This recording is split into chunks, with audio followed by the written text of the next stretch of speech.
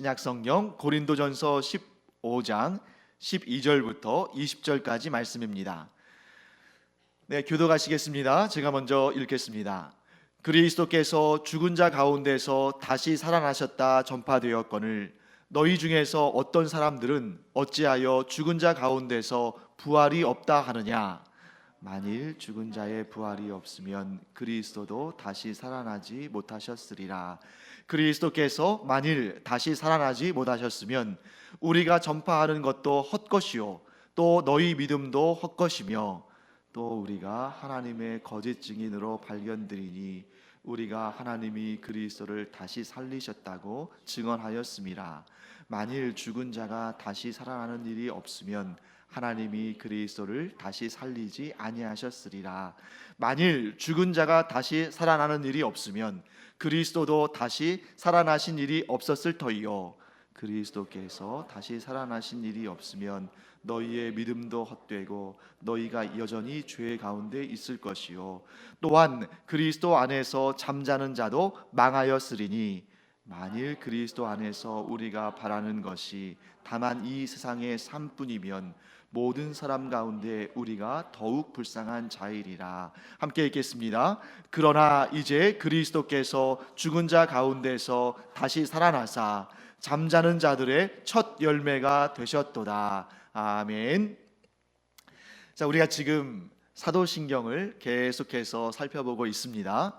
지난 시간에 우리가 어디까지 배웠냐면 예수 그리스도께서 우리라고 하기보다도 그냥 더 정확하게 표현한다면 저는 나고 여러분 각자도 나죠. 나의 죄를 대속하기 위해서 십자가에 달려 죽으셨다. 여기까지 우리가 예수 그리스도의 십자가의 죽으심까지를 공부했습니다. 그리고 오늘은 죽으신 후에 사흘 만에 죽은 자 가운데서 다시 살아나셨다.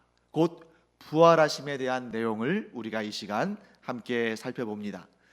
자, 이 시간 제가 계속 반복해서 우리 좋은 믿음의 그러한 선배들이 정리해 놓은 그러한 교리 또 문답 내용들 보고 있죠. 오늘도 먼저 보고 시작하겠습니다.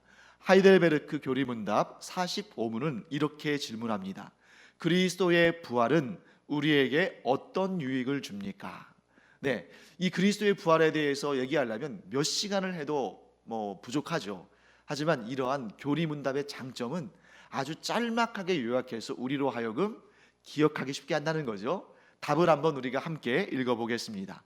먼저 그리스도께서는 다시 살아나심으로 죽음을 이기셨고 죽으심으로 우리를 위해 얻으신 그 의에 우리가 참여하게 하십니다. 둘째, 그리스도의 능력으로 우리도 새로운 생명으로 살리심을 받습니다. 끝으로 그리스도의 부활은 우리의 복된 부활을 확실히 보증합니다. 참 잘 세 가지로 잘 이해하겠죠? 다시 한번 읽어보겠습니다. 먼저 그리스도께서는 다시 살아나심으로 죽음을 이기셨고 죽으심으로 우리를 위해 얻으신 그 의에 우리가 참여하게 하십니다. 둘째, 그리스도의 능력으로 우리도 새로운 생명으로 살리심을 받습니다. 끝으로 그리스도의 부활은 우리의 복된 부활을 확실히 보증합니다. 네, 이 내용들을 우리가 한번 정리를 해봤습니다. 자, 예수님께서 십자가에 달려 죽으시고 나서 불과 몇 시간 후에 무엇이 시작됐냐면 안식일이 시작됐습니다. 안식일이 시작되기 전에 저주받은 시체를 끌어내려야 했기 때문에 사람들이 그 십자가에 달린 3명, 예수님과 그 양편에 있었던 강도들이 있었죠. 그들을 빨리 죽이고자 했어요. 사실 십자가의 형은 사람을 빨리 죽이는 형이 아닙니다. 기록에 의하면 어떤 십자가에 달린 사람은 일주일 이상 그 십자가에 달려서 고통을 겪었다는 그런 기록도 있어요. 그런데 유대인의 전통과 관습과 율법상 이 저주받은 시체를 안식일에도 놔둬서는 안 되기 때문에 빨리 죽이려고 했죠. 그래서 다리를 꺾는 그런 방식을 통해서 갑작스런 출혈을 일으켜서 빨리 죽게 만들려고 했는데 예수님께서는 이미 그 영혼이 떠나셨기 때문에 이미 즉 죽으셨기 때문에 뼈를 꺾지 않는 그 어린 양의 뼈를 꺾지 않는 그 예언을 성취하는 역사를 보이셨습니다. 즉 예수님께서 십자가에 달려 죽으신 다음에 곧바로 안식일이 시작됐기 때문에 이 시체에 대해서 어떤 일도 할 수 없었던 것이죠.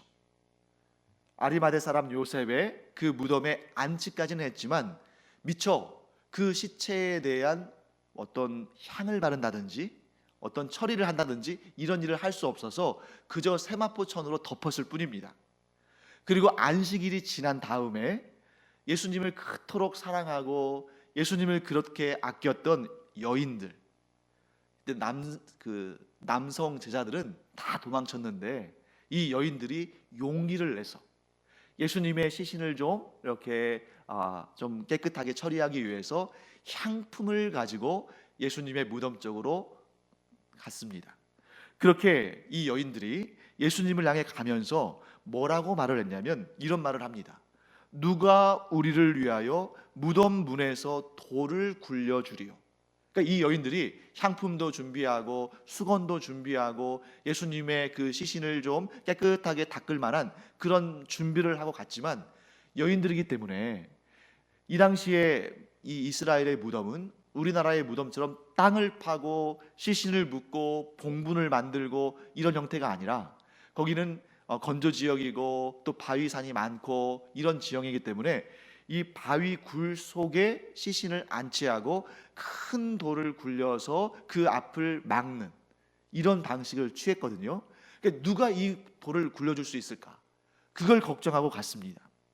그런데 그들이 무덤에 도달해 보니까 무덤 입구를 가로막고 있던 그 큰 돌이 벌써 굴려져 있었던 거예요. 그 여인들은 이게 어떻게 된 영문인지도 모르고 무덤에 들어갔는데 이 여인들이 발견한 것은 무엇이었습니까? 빈 무덤이었습니다. 그 무덤에 예수님이 계시지 않았던 것이죠. 그런데 여러분, 이 여인들이 얼마나 깜짝 놀랐겠어요. 무덤이 비어 있으니까. 근데 여러분, 저는 개인적으로 그 무덤이 비어 있는 것 못지않게 놀라운 일이 있다고 생각합니다. 그것은 뭐냐면 성경에서 보면 예수님께서 십자가에 달려 죽으시고 장사한 지 사흘 만에 부활하실 것을, 즉 예수님께서 죽으신 후에 부활하실 것을 여러 번 미리 말씀하셨습니다. 그러니까 성경에 여러 번 미리 기록되어 있다는 것은 실제로는 더 자주 말씀하셨다는 것이죠. 그리고 심지어 예수님을 죽음의 길로 몰아갔던 대제사장들, 바리새인들, 이 사람들이 예수님께서 이제 십자가에 달려 죽으신 다음에 무덤에 안치되실 때 로마 사람들에게 뭘 부탁했냐면 경비를 서달라고 부탁을 했습니다. 왜 경비를 서달라고 했을까요? 우리가 기억하기로 저 예수라는 사람이 죽은 다음에 부활할 것이라고 말했는데 만일 경비가 서지 않아서 밤에 제자들이 와서 예수님의 제자들이 와서 그 시체를 훔쳐가고서는 이런 소문을 퍼뜨릴 수 있다. 정말 그가 말씀하신 대로 부활하셨다 라는 그런 소문을 퍼뜨릴 수 있으니까 경비들을 좀 세워달라. 그러니까 뭐라고 말합니까? 본디오 빌라도 또 로마의 이 위정자들이 너희들에게도 군병들이 있으니까 그 사람들에게 지키게 하라. 그러니까 그들이 얼마나 열심히 지켰겠습니까? 여러분, 예수님을 대적하는 사람들도, 예수님의 부활을 믿지 않았던 사람들도 예수님의 말씀을 기억하고 있었습니다. 그렇기 때문에 예수님의 제자들이 혹시라도 예수님의 시신을 훔쳐간 다음에 예수님이 부활했다고 그런 소문을 낼까 봐서, 그러니까 예수님이 부활하실 것을 믿어서가 아니라 그런 소문을 낼까 봐서 그곳을 경비했는데 정작 예수님을 가까이서 모셨던 제자들과 이 여인들이 예수님께서 십자가에 달려 죽으신 다음에 부활하실 것을 말씀하신 것을 분명히 들었을 텐데 그것을 기억하지 못하고 있다는 사실이 정말 놀라운 일 아닙니까? 그 정도로 이 부활하심은 사람으로서는 믿기가 참 힘든 일입니다.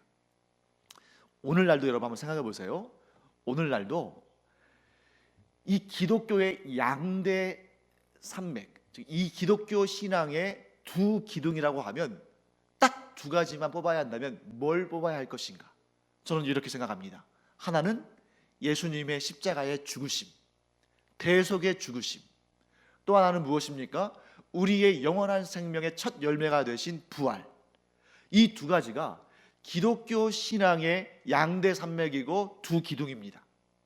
그런데 여러분, 이 두 개의 중요한 아주 핵심적인 신앙의 내용들 가운데 이것을 두고 기독교의 이단들이 너무나 많이 나타났죠. 그런데 놀랍게도 예수님의 십자가의 죽으심에 대해서 믿지 않는 사람들은 별로 없어요. 거의 없습니다. 그런데 자신이 기독교인이라고 하면서도 예수님의 부활하심을 믿지 않는 사람들이 얼마나 많은지 모릅니다. 제가 그런 서적들 이런 거 있잖아요. 이제 외국에서 나오는 이런 서적들, 또 이런 책들, 또 번역된 책들, 이런 것들을 이렇게 보면서 야, 우리 성도들도 책을 굉장히 조심해서 읽어야겠구나. 왜냐하면 그냥 유명한 작가들, 유명한 학자들의 책이라고 번역돼서 나온 것들 가운데는 이런 부활의 신앙에 대해서 정확한 신앙의 고백을 하는 책이 아닌 경우들도 있다는 것이죠. 기독교라는 그러한 신앙의 체계 가운데서도 자기가 기독교인이라고 생각하고 있는, 주장하는 사람들 가운데서도 예수님의 십자가의 죽으심에 대해서는, 즉 예수님께서 역사적으로 죽으셨다, 예수님께서 역사적으로 십자가에 달려 생명을 잃으셨다는 것은 대부분 다 인정하는데, 아니 거의 다 인정하는데, 예수님께서 죽음에서 부활하셨다, 십자가에 달려 죽으신 후에 사흘 만에 부활하셨다는 것을 그건 신화야, 그것은 사람들의 마음속에 되살아났다는 그런 의미야, 역사적으로 살아나신 것이 아니야, 이런 식으로 주장하는 사람들이, 그런 잘못된 주장을 하는 사람들이 있다는 것이 얼마나 안타까운 일인지, 우리는 부활이 역사적인 사실임을 분명히 믿는 줄로 믿습니다. 심지어 예수님을 구주로 영접하지 않은 사람들 가운데서도 예수님께서 십자가에 달려 죽으신 그 일이 역사적인 사건이라고 믿는 사람들도 많아요. 그래서 예수님을 불쌍히 여기죠. 희생양이다, 옳은 일을 하다가, 좋은 가르침을 가르치다가 저렇게 의인들은, 저런 세계적인 위인들은 저렇게 정말 억울한 죽음을 당할 때가 많아, 이런 식으로 예수 그리스도의 십자가의 죽으심을 역사적인 사실로 인정하는, 심지어 기독교인이 아닌데도 인정하는 사람들 많습니다. 그래서 가끔 가다 보면 세계 위인 전집 해가지고 거기에 뭐 예수 또 뭐 공자, 석가모니 막 이렇게 나오잖아요. 그냥 그런 책들을 읽으면서 예수는 그 당시에 그를 음해하고 그를 미워하고 또 그의 가르침을 따르지 않는 사람들에 의해서 모함을 당하고 십자가에 달려 죽었다, 이것을 역사적인 사실로 인정은 많이 합니다. 그러나 결코 무엇은 인정하지 않아요? 예수님의 부활이 역사적인 사실이었다는 것은 인정하지 않습니다. 그러므로 우리는 분명히 알아야 됩니다. 예수 그리스도의 십자가의 죽으심이 역사적인 사건이라고, 역사적인 사실이라고 인정한다 할지라도 예수 그리스도의 부활하심이 역사적인 사실이라고, 역사적인 사건이라고 인정하지 않는 자는 그리스도인이 아닙니다. 그에게는 영생의 구원은 주어지지 않습니다. 그저 예수님을 위인으로 존경할 뿐인 것이죠. 부활이 이처럼 중요하다는 것입니다. 그래서 여러분, 자, 오늘날 우리가 쓰고 있는 이 원력, 또 우리가 지금 몇 년이죠? 2019년이죠. 자, 2019년 앞에 우리가 뭐라고 붙이죠? 서기 2019년 이렇게 하고, 또 이제 좀 학자들은 기원 후 AD 이렇게 2019년 이렇게 말하는데, 이게 사실 어떤 의미예요? 예수님께서 이 땅에 강생하신 지, 예수님께서 이 땅에 탄생하신 지 2019년이 됐다, 이런 뜻이잖아요. 그래서 이 세상의 역사의 기준을 예수님의 탄생으로, 예수님께서 이 땅에 오심으로 그것을 중심에 놓고 역사를 기원 후와 기원 전으로 나눕니다. 그런데 만일 저에게, 뭐 그런 기회는 주어지지 않겠습니다만, 만일 저에게 역사를 재편해서 역사의 기준점을 잡을 수 있는 기회를 준다면 저는 예수님께서 부활하신 해를 기원 원년으로 삼고 싶습니다. 왜 그럴까요? 방금 전에 여러분 우리가 부활 찬양을 두 곡 불렀잖아요. 부활 찬송가. 예수님의 부활하심을 통해서 사망 권세를 이기셨기 때문입니다. 즉 예수님의 부활하심을 기준으로 해서 사망 권세를 이기신 역사, 사망 권세에 예속된 역사, 이 역사가 갈라진다는 것이죠. 물론 예수님께서 이 땅에 강생하신 것 너무나 중요하고 너무나 귀한 사건입니다. 우리를 구원하실 구주가 오셨으니까. 하지만 정작 우리에게 있어서 정말 중요한 것은 우리가 사망의 종로로 타다가 이제는 부활의 첫 열매이신 예수 그리스도의 그 놀라우신 부활의 사건으로 말미암아 우리가 영원한 부활의 생명체가 된 그 사건이야말로 우리 기독교 신앙에서 가장 복되고 가장 위대하고 가장 기쁜 소식 아니겠습니까? 부활의 신앙은 이처럼 중요한 것입니다. 그래서 여러분 우리가 때로는 이런 경우가 있잖아요. 크리스마스 이제 얼마 안 남았는데 성탄절은 막 기쁘고 즐겁고 막 이렇게 세상 사람들도 안 믿는 사람들도 막 그날을 이렇게 기념하고 그러는데 사실 부활절은 그만큼 이렇게 막 축제처럼 막 기뻐하지 않는 경우들도 있잖아요. 그런데 부활절, 성탄절 못지않게 큰 기쁨과 영광과 찬양의 날이다 하는 것을 우리는 알아야 됩니다. 자, 예수님께서 십자가에 달려 돌아가셨을 때에 죄와 사망의 권세, 또 사탄과 그에 속한 악한 영들은 자신들이 승리했을 것으로 확신했을 것입니다. 왜냐하면 예수님이 죽으셨으니까. 그런데 그들은 웬만해서는 당황하거나 놀라는 존재들이 아닌데 무엇을 경험한 다음에 완전히 그들이 정말 소위 말해서 정신을 잃을 정도로 놀랐을 거냐면 바로 예수 그리스도의 부활하심을 봤을 때 놀랐을 거예요. 그 이전까지만 하더라도 사망 권세를 이겨낸 존재가 있었습니까? 없었습니까? 없었다는 거죠. 모든 사람들이 다 죽었고 모든 식물도 동물도 다 죽었습니다. 그 어떤 존재도 사망을 이겨낸 존재가 없었어요. 그런데 예수님께서 사망 권세를 깨뜨리고 승리하시고 부활하신 것입니다. 어떤 분은 아마 이렇게 말씀하실 수도 있을 거예요. 목사님, 예수님께서 부활하시기 전에도 죽었던 자가 살아난 역사가 있는데요? 네, 맞습니다. 구약을 보면 엘리야가 사르밧 과부의 죽은 아들을 살렸고 엘리사도 수넴 여인의 죽은 아들을 살렸습니다. 신약 성경에 와서도 베드로도 바울도 죽은 사람을 살린 역사가 성경에 기록되어 있어요.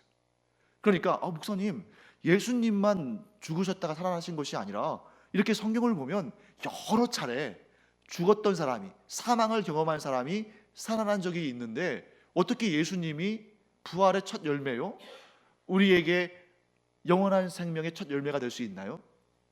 그러면 여러분, 엘리야가 살린 그 사르밧 과부의 아들, 엘리사가 살린 수넴 여인의 아들, 사도들이 살린 그 사람들, 뭐 예를 들면 유두고 같은 사람, 이런 사람들 지금 어디 있습니까? 그 사람들이 죽었다 살아난 다음에 다시 죽음을 경험하지 않고 지금 계속 살아 있습니까? 만일 그런 사람이 지금 살아 있다면 그가 어찌 보면 예수님 못지않은 그러한 능력의 존재일 수 있겠죠. 그런데 여러분, 그 사람들은 하나님의 크신 은총 가운데 일시적으로 살아서 생활을 하고 삶을 영위하다가 또 어느 시점에 뭐 나이가 많아서든 혹은 병이 들어서든 어떻든 간에 어쨌든 죽었습니다. 죽음을 두 번을 경험한 특이한 경우긴 하지만 어쨌든 죽었어요. 예수님의 부활과는 차원이 다릅니다. 예수님의 부활은 어떤 부활이에요? 영원히 썩지 아니할 몸으로, 영원히 사망을 경험하지 않는 능력으로 부활하신 것입니다.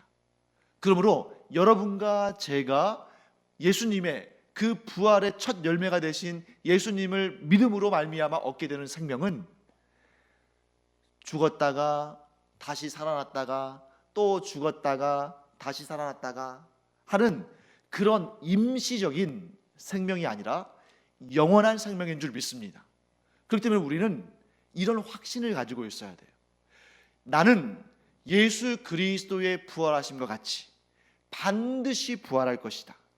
분명 이 영원히 살 몸이 아닌 이 몸은 언젠가 죽음을 경험하겠지만, 그게 빠를 수도 있고 늦을 수도 있지만, 언젠가 이 영원한 생명이 아닌 이 몸은 언젠가 죽겠지만, 주님께서 재림하시는 그날, 주님께서 모든 역사를 완성하시는 그날, 새하늘과 새 땅을 만드시는 주님의 재림의 그날, 나는 영원히 썩지 아니할 몸을 입고 그 부활의 몸으로 영생의 복락을 누릴 것이다.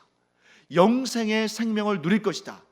이 믿음은 우리가 반드시 가져야 되는 것이고 기독교 신앙의 정수 중의 정수다 하는 것을 꼭 기억하시기 바랍니다. 근데 많은 사람들이 예수님의 부활을 믿지 않습니다. 그런데 예수님의 부활을 믿을 만한 근거가 없어서 믿지 않는 것이 아니라 믿지 않기 위해서 믿지 않는 거예요. 그러니까 믿을 마음이 없는 것입니다. 증거가 있으면 그 증거를 가지고 믿어야만 하는 것인데, 믿지 않음이라는 것은 증거가 있어도 받아들이지 않는다는 거예요. 그러니까 믿음 없음이라는 것은 증거가 없기 때문에 안 믿는 것이 아니라 증거가 있어도 믿지 않겠다는 것이고 받아들이지 않겠다는 것입니다. 그러면 우리는 예수 그리스도의 부활을 어떠한 증거로 받아들일 수 있는가? 크게 세 가지 차원에서 예수 그리스도의 부활이 실제 역사였고 능력 있는 사건으로 우리에게 온다는 것을 우리는 세 가지 차원에서 살펴볼 수 있습니다. 첫째, 예수님의 부활의 첫 번째 증거는 직접적으로 목격한 증인들이 증언했다는 것입니다. 우리 성경의 이 부분 한번 볼까요? 고린도전서 15장 3절부터 8절까지 말씀입니다. 네, 앞에 자막도 있죠. 고린도전서 15장 3절부터 8절까지를 우리 함께 읽어보도록 하겠습니다. 내가 받은 것을 먼저 너희에게 전하였노니 이는 성경대로 그리스도께서 우리 죄를 위하여 죽으시고 장사 지낸 바 되셨다가 성경대로 사흘 만에 다시 살아나사 게바에게 보이시고 후에 12 제자에게와 그 후에 500여 형제에게 일시에 보이셨나니 그 중에 지금까지 대다수는 살아있고 어떤 사람은 잠들었으며 그 후에 야고보에게 보이셨으며 그 후에 모든 사도에게와 맨 나중에 만삭되지 못하여 난 자 같은 내게도 보이셨느니라. 네, 이 말씀에 우리 5절에 게바에게 보이시고 해서 이 게바는 베드로를 의미합니다. 그리고 8절 맨 마지막 절에 맨 나중에 만삭되지 못하여 난 자, 누구예요? 사도 바울을 의미하는 거죠. 그러니까 사도 바울은 예수님께서 이 땅에서 공생의 활동을 하실 때 뵌 적이 없어요. 그러니까 사도 바울은 부활하신 예수님을 만나 뵌 것입니다. 자, 지금 예수님의 사도들, 또 예수님의 공생의 기간 동안에 예수님의 그 육신을 본 적이 없는, 그 부활하시기 이전의 육신을 본 적이 없는 바울도 예수님을 목격했습니다. 부활하신 예수님을. 그리고 심지어 500여 형제에게 일시에 보이셨습니다. 그러니까 최소한 수백 명의 사람들이 부활하신 예수님을 직접 목격했습니다. 그런데 여전히 믿지 않으려는 자들, 아까 제가 말씀드렸죠. 믿지 않으려는 자들은 아무리 확실한 증거를 보여줘도 믿지 않는다고 그랬잖아요. 그러니까 믿지 않는 거예요. 이런 증거들이 있고 증인들이 있어도. 자, 그래서 어떤 이들은 심지어 뭐라고 주장하냐면, 자, 예수님의 부활은 역사적인 사건이 아니다. 그런데 예수님을 너무 사모하고 너무 갈망하고 너무 그리워하던 자들이 예수님을 너무 보고 싶어 하니까 환각 중에 예수님을 본 것으로 그들이 느낀 것이다. 그러니까 마치 뭐와 같냐면, 여러분 그 상상 임신 있잖아요. 너무 아이가 갖고 싶으면 실제로 임신하지 않았는데도 막 어떨 때는 배가 불러오기도 하고 뭐 젖이 나오기도 하고, 그래서 우리 그 강아지들도 보면 마치 이렇게 교미한 적도 없는데 상산 임신해가지고 막 그 새끼 낳는 것처럼 이렇게 행동하는 그런 경우들도 있다는 것입니다. 그런 거라는 거예요. 예수님을 너무 그리워하다 보니까, 예수님을 너무 뵙고 싶어 하다 보니까 이렇게 환각으로 보았다라는 그런 주장을 하는 사람이 있습니다. 이게 바로 환각설이라는 거예요. 그런데 저는 그 환각설을 주장하는 사람들은 자신들의 논리의 함정에 스스로 빠졌다고 생각합니다. 자, 생각해 보세요, 여러분. 이 환각설의 그 기초는 뭐냐면, 예수님을 너무 보고 싶어 하고 예수님을 너무 그리워하고 예수님의 부활을 너무 소망하다 보니까 부활하신 예수님을 만나 뵌 것처럼 그렇게 환각에 빠졌다는 건데, 자, 여기에서 예수님, 부활하신 예수님을 직접 만난 사람들은 어떤 사람들이냐면, 이 제자들은 자기들이 예수님의 제자들이라는 것이 밝혀지면 자기들도 죽을까봐 도망친 사람들이에요.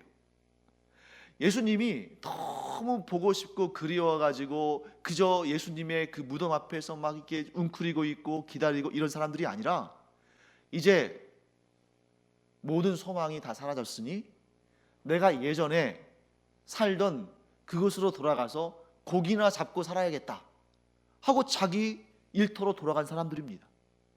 예수님 부활할 거라고 생각하지 않았어요. 그러니까 부활하신 예수님이 오셨는데도 알아보지도 못했습니다. 그런데 이처럼 예수님의 부활에 대해 기대도 하지 않았고, 예수님을 그렇게 막 만나기를 막 갈급해가지고 예수님의 무덤 앞에서 진을 치고 있었던 것도 아니고, 오히려 도망치고 자기의 삶의 현장으로 돌아갔던 사람들인데, 그들이 환각을 보았다는 것은, 이것은 그들의 논리에, 환각설의 논리에 스스로 빠져버린 것입니다. 잘못된 것이죠. 자, 또 한 가지, 예수님께서 이 제자들이 있는 곳에 오셨잖아요. 근데 그 자리에 누가 없었습니까? 도마가 없었어요. 그래서 도마는 자기는 예수님이 부활하셨다는 것을 믿지 못하겠다, 그렇게 얘기했습니다. 그런데 예수님을 믿지 않고 예수님의 부활을 기대하지도 않았던 그 도마를 위해서 예수님께서 다시 한번 오셨다는 거예요. 만일 도마를 제외한 나머지 제자들은 예수님을 너무 보고 싶어해서 예수님을 환각 가운데 뵀는데, 도마는 믿지 않았잖아요. 예수님이 부활하심을 믿지 않았습니다. 그렇다면 그는 부활하신 예수님을 만날 수 없어야 되는데, 그가 부활하신 예수님을 만났다는 거예요. 그래서 그가 부활하신 예수님을 만난 다음에 뭐라고 고백하냐면, 요한복음 20장 27절에서 29절에 이렇게 예수님께서 도마에게 말씀하시고, 도마는 이렇게 대답합니다. 우리 한번 읽어보겠습니다. 도마에게 이르시되 내 손가락을 이리 내밀어 내 손을 보고 내 손을 내밀어 내 옆구리에 넣어보라. 그리하여 믿음 없는 자가 되지 말고 믿는 자가 되라. 도마가 대답하여 이르되 나의 주님이시요 나의 하나님이시니이다. 예수께서 이르시되 너는 나를 본고로 믿느냐? 보지 못하고 믿는 자들은 복되도다 하시니라. 아멘. 도마는 예수님께서 부활하셨다는 사실을 믿지 않았습니다.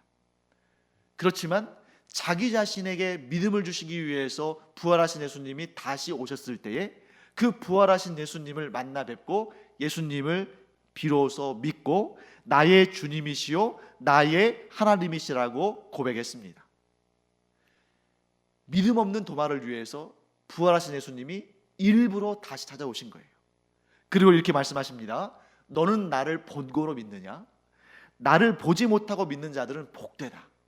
사랑하는 성도 여러분, 그러니 우리가 얼마나 복된 자들입니까? 가끔 우리는 이런 생각할 때가 있어요. 이렇게 전도 막 하고 막 이럴 때 전도 열매가 없거나 뭐 거절당하거나 또 막 이렇게 전도하는데 막 우리 앞에서 막 어떨 때는 막 그 예수님에 대해서 좋지 않은 얘기 하거나 막 그러면, 부활하신 예수님께서 직접 나타나셔가지고 확 보여주시면 얼마나 많은 사람들이 예수님을 믿을까? 그런데 여러분, 예수님이 이렇게 말씀하십니다. 너는 나를 본고로 믿느냐? 나를 보지 못하고 믿는 자가 복되다. 여러분, 우리는 부활하신 예수님을 보고 싶은 마음 가득하죠. 어느 날 꿈속이든 환상이든 아니면 실질적으로 내 눈앞에서든 부활하신 예수님이 나타나셔서 나를 만나주시면 너무나 기쁘고 즐겁고 감사하겠지만, 우리 이 말씀 꼭 기억하기 바랍니다. 부활하신 예수님을 눈으로 보지 못하였다 할지라도 부활하신 예수님을 믿는 자는 복된 사람들입니다. 그러니까 여러분과 제가 나는 믿음이 약해서 예수님을 못 봤어. 그런데 어떤 분은 예수님을 봤대. 부럽다. 여러분, 그런 생각 갖지 마세요. 분명히 예수님께서 직접 말씀하셨습니다. 부활하신 예수님을 보지 못하고도 예수님을 믿고 구주로 영접한 자는 모든 사람들 가운데 가장 복된 자인 줄 믿습니다. 그러므로 우리는 가장 복된 자들이에요. 이 복을 하나님께서 주신 것입니다. 이 복 잃지 않는 우리가 되기를 간절히 축원합니다. 자, 두 번째, 예수님께서 부활하셨다는 증거는 뭐냐면 물리적인 증거입니다. 자, 물리적이라는 것은 우리 손으로 만져지고 눈으로 보여지는 거잖아요. 자, 물리적인 증거는 뭐냐면 바로 아까 말씀드렸던 빈 무덤입니다. 빈 무덤. 자, 무덤이 비어 있을 가능성은 크게 세 가지입니다. 무덤이 비어 있을 가능성은 세 가지예요. 첫째, 시신이 썩어서 흙으로 돌아가 버리거나 먼지가 되어 버리면 시체를 발견할 수 없죠. 그런데 여러분, 예수님의 무덤이 빈 무덤이 된 것은 예수님께서 무덤 안에 안치된 지 사실 만 3일이 못 되죠. 예수님께서 금요일 오후에 돌아가셨는데 주일 곧 일요일 새벽에 부활하셨기 때문에 예수님은 그 짧은 시간 동안에 그 시신이 썩어 없어질 수는 없잖아요. 그건 아닌 것입니다. 두 번째, 무덤이 빈 무덤이 될 수 있는 두 번째는 뭐냐면 무덤이 도굴을 당해서 누군가가 시신을 도둑질해 간 경우입니다. 근데 여러분, 예수님의 제자들은 예수님의 그 시신을 가져갈 생각도 못했죠. 무서워서 다 도망쳤는데, 또 예수님을 대적한 무리들은 어떻게 해서든지 간에 그 무덤을 지키려고 했죠. 왜? 이 무덤이 빈 무덤이 되면 이상한 소문이 퍼질 거니까. 그 소문이 어떤 소문이에요? 야, 정말 그 예수님이라는 분이 장사된 지 사흘 만에 부활하실 거라고 말씀하셨다는데 정말 부활하셨대. 그분이 정말 메시아인가 봐. 그러면 그 메시아를 죽이도록 몰아간 사람들은 그 민심에 의해서 어떻게 되겠습니까? 굉장히 흉흉한 민심이 돋으면서 그 사람들이 어떤 일을 당할지 모르는 거죠. 그렇기 때문에 어떻든 간에 이 무덤을 지켜야 했는데 결국 그 무덤이 비어버린 것입니다. 그것이 바로 세 번째입니다. 이 무덤이 시체가 썩은 것도 아니고 시체를 누가 훔쳐간 것도 아니라면 무엇밖에 없는 것입니까? 부활하신 것입니다.